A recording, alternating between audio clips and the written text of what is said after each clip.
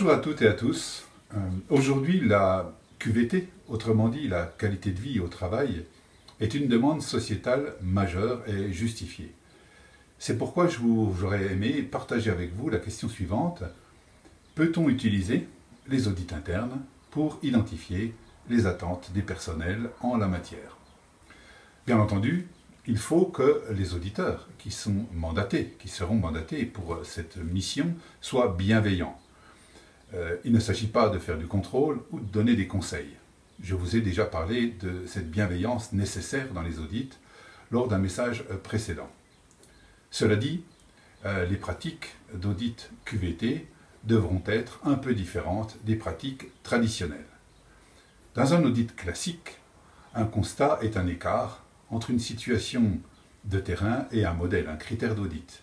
Et un constat d'écart doit être une preuve factuelle, non contestable, de manière à pouvoir générer des actions correctives. En matière de QVT, c'est un peu plus compliqué. 80% des problèmes qui nous pourrissent la vie sont des malaises, sont des ressentis et de plus sont souvent spécifiques à la personne interrogée. On pourrait appeler ces malaises, ces ressentis, des irritants. Un ami qui est directeur qualité à la ville de Besançon compare ces irritants à des petits cailloux qu'on a dans la chaussure. Ça n'empêche pas de marcher, mais ça va nettement mieux quand on les enlève. En ce qui concerne les autres 20%, ce sont des situations qui sont de la responsabilité des directions. Ce sont des problèmes majeurs, par exemple des problèmes relatifs à la santé et à la sécurité des personnels, par exemple des problèmes de gouvernance ou des problèmes de manque de moyens ou des problèmes de rémunération. Ces questions-là seront traitées lors des audits des processus de management, des processus de direction.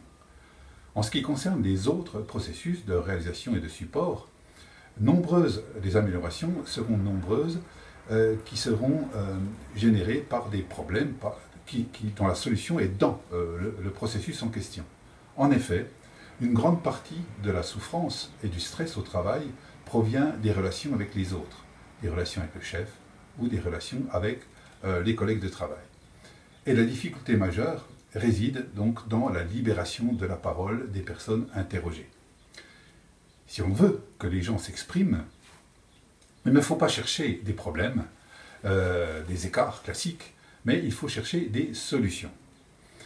Un auditeur, par exemple, au lieu de demander à un audité quels sont les problèmes qui vous empêchent de vivre correctement votre travail quotidien, l'auditeur demandera plutôt imaginez une journée de travail parfaite, comment pourriez-vous la décrire? Et puis il va essayer également de faire en sorte que les audités s'impliquent un peu dans l'amélioration eux-mêmes. Et il posera la question suivante, mais vous-même, comment pourriez-vous essayer de tenter de changer cette situation?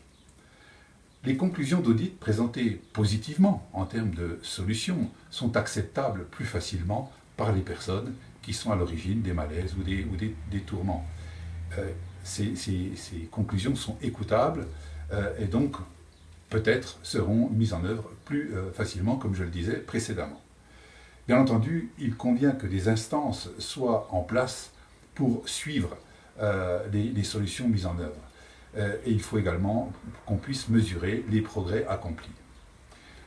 Les audits internes sont des outils de management et génèrent de l'amélioration. Et ils peuvent donc être utilisés avantageusement sur les questions de QVT. Sur ce, je vous souhaite une bonne journée. Merci de votre écoute et à bientôt. Au revoir.